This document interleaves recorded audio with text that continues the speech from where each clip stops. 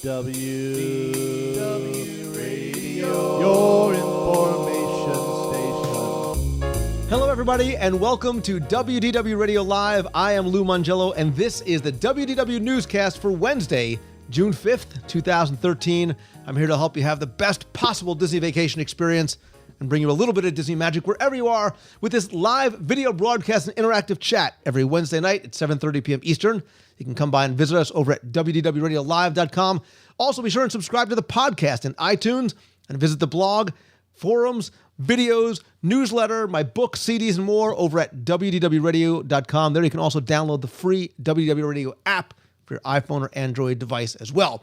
So I am excited for tonight's show. As always good to see so many people chatting with us live in the box. If you can't make it live, be sure and check out the videos on YouTube or the blog. Let's get right into this week's Walt Disney World news. And listen, it was bound to happen, right? It was bound to happen as time has gone on. And after that very first day at the Magic Kingdom, where it cost you $3.75 to walk in the door, one day at a theme park in Orlando will now cost you $100. But Universal Studios did it first. Their one-day, one-park ticket was $92, which came to just over $100 with taxes and fees. But Walt Disney World has also raised their prices, as it's happened yearly with all the theme parks in the area. But this year, there is something new coming to the Disney ticket pricing, a tiered pricing system. Now, you can buy a one-day, one-park ticket to the Magic Kingdom for $95. That's a 7% increase over last year. But if you want to go to one day, one park at Hollywood Studios, Disney Animal Kingdom, or Epcot, it's only $90. So that $5 premium only applies to the Magic Kingdom for one day, one park tickets, not included for multi-day or park hopper tickets. Obviously, the multi-day Magic Your Way base tickets have increased about 5 to 9%. So a 10-day Magic Your Way base ticket is going to cost you $339 for adults, $320 for kids up to age 9. Adding the Park Hopper, Water Park Fun, and more, those rose $2 to $59 each. If you want to add both, that's $84. You can also add the no expiration option. That adds another $35 to $325 to the base ticket, depending on the number of days you purchase. Obviously, Disney says the longer you stay and play, the more you save. Something like that. The longer you stay, the more money you can save. So if you buy a new adult 10-day base ticket, it's only $14 more by adding the no expiration option than the fully upgraded 10-day adult ticket. That's $20 more than a premium annual pass. Kind of the first time it's been the case. If you are an annual pass holder like myself, those also jumped in price, although a lot less than the jump that we saw from 2011 to 2012. But the most expensive pass, the ultimate pass, the premier pass that gets you into Walt Disney World and Disneyland, that rose to $979. Now, if you remember, just 3 years ago, that was $700. So it's gone up about 40% since then. As a Florida resident, you know there's a lot of benefits and discounts. You can continue to use monthly payment options for annual passes, although you do need to put down a down payment of $102, which includes tax, and then monthly payment installments over the next 12 months. In addition to ticket prices going up, daily parking fees went up. It's now $15 for autos, which is an increase of $1, and $16 for campers, although rental fees for lockers, strollers, wheelchairs, and ECVs remains unchanged. So here's the question, right? Universal does this, Disney does it. How does Disney sort of compare against the competition, right? It sounds like a lot of money. Well, Disney does actually very, very well. Here's what you're going to pay this summer for one day at some of the other theme parks, including Walt Disney World. So, for example, one day at Epcot will cost you $90 or $84 for children. Universal Studios Orlando will cost you $92 for adults, $86 for children. If you're out on the West Coast, Universal Studios Hollywood, $81 for adults. Busch Gardens, $85 in Tampa and $80 in Williamsburg.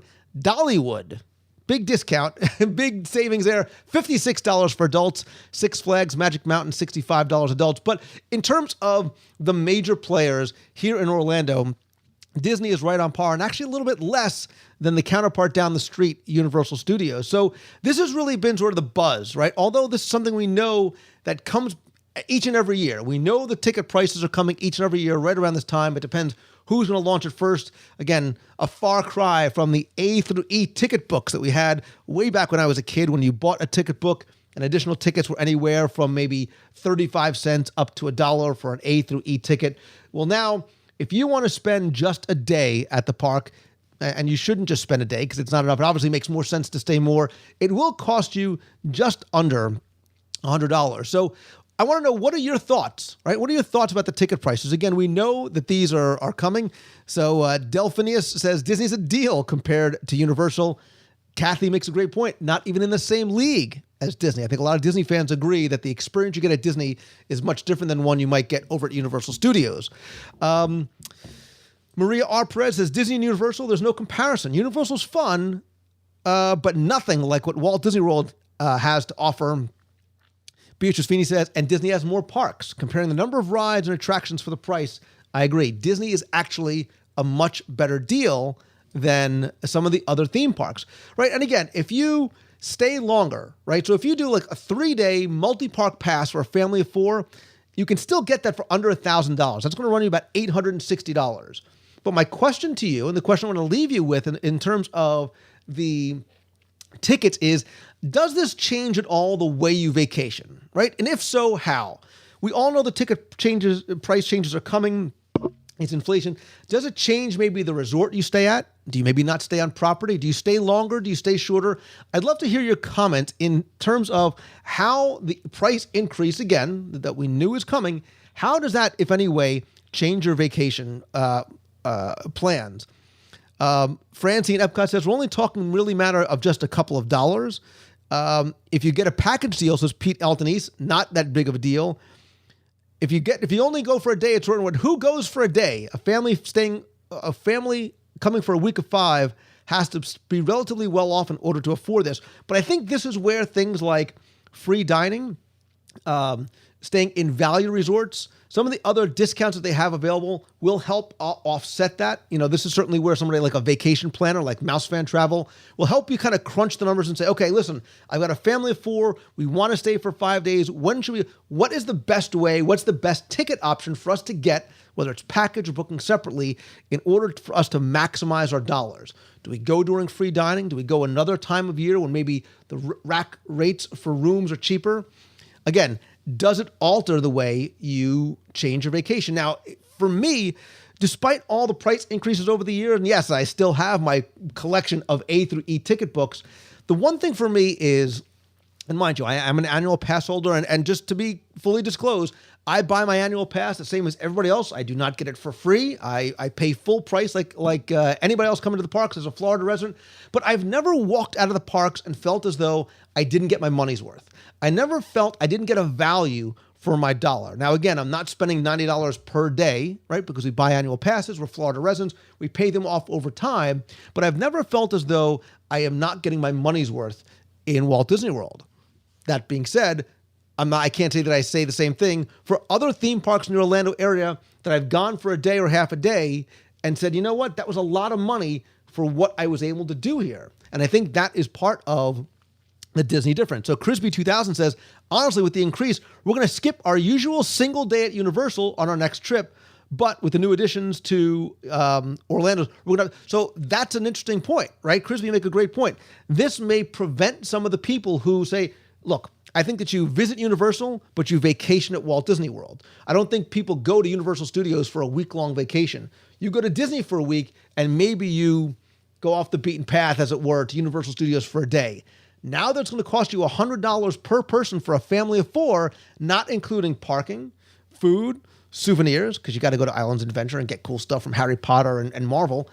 Now, all of a sudden, maybe that's going to make you change or think about the other things you'll do in addition to Walt Disney World. Maybe you don't go to Weeki Wachee. Maybe you don't go to WonderWorks or Ripley's or Universal Studios because of the price. Maybe that's going to alter your plans, not at Walt Disney World, but where else you might be going somewhere else. Emily Shalaba says, you always get your money's worth at Disney. It's an experience, not a visit to the park like Universal Studios. Brilliant. And I agree wholeheartedly. Are the ticket prices absorbing free dining? Those of us that don't partake in free dining are paying for it anyway. I think the ticket prices really go not to things like free dining, but the labor increases, right? The costs of doing business that increase every year. Remember, there's contractually obligated increases for Disney to pay their labor force, they've got to offset that somehow, right? In addition to just regular inflation, whatnot. So I think this is very interesting. I think this is an interesting conversation.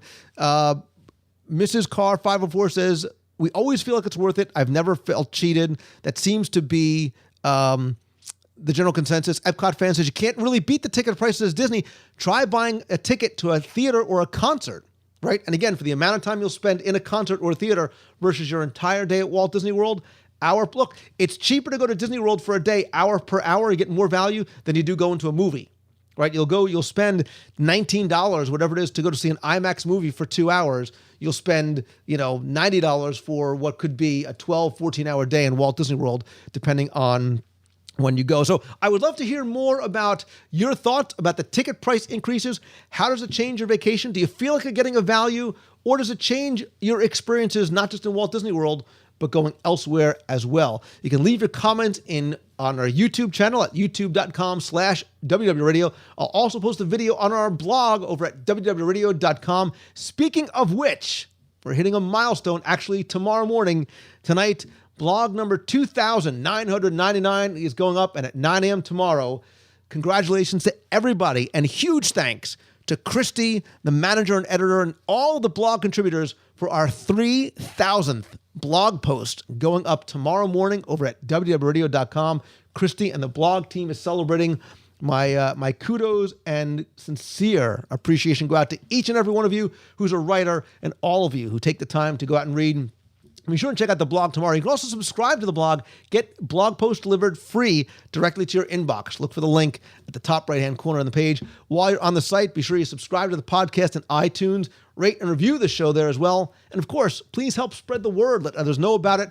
Visit the site. Check out our events page for upcoming Meets of the Month in Walt Disney World, including our next Meet of the Month next week, as well as other events on the road as we visit Aulani, the D23 Expo, and lots of other places as well. You can connect with me over on Twitter. I'm at Lou Mongello, Facebook.com/Lou Mongello, or Facebook.com/WDWRadio. I'm also on Instagram, Pinterest. I don't think I'm on MySpace anymore, but pretty much anywhere else you can connect with me there as well, too. That is going to do it for this week's show. If you can't catch it live, be sure and come back every Wednesday at 7:30 p.m. Eastern over at WDWRadioLive.com, where you can be part of the conversation discussion as we talk about this week's Walt Disney World news. I am Lou Mongello from WDW Radio. Thank you so very much for taking the time out of your evening to join me around the table and watch and chat. So until next week, have a great week, everybody. See ya.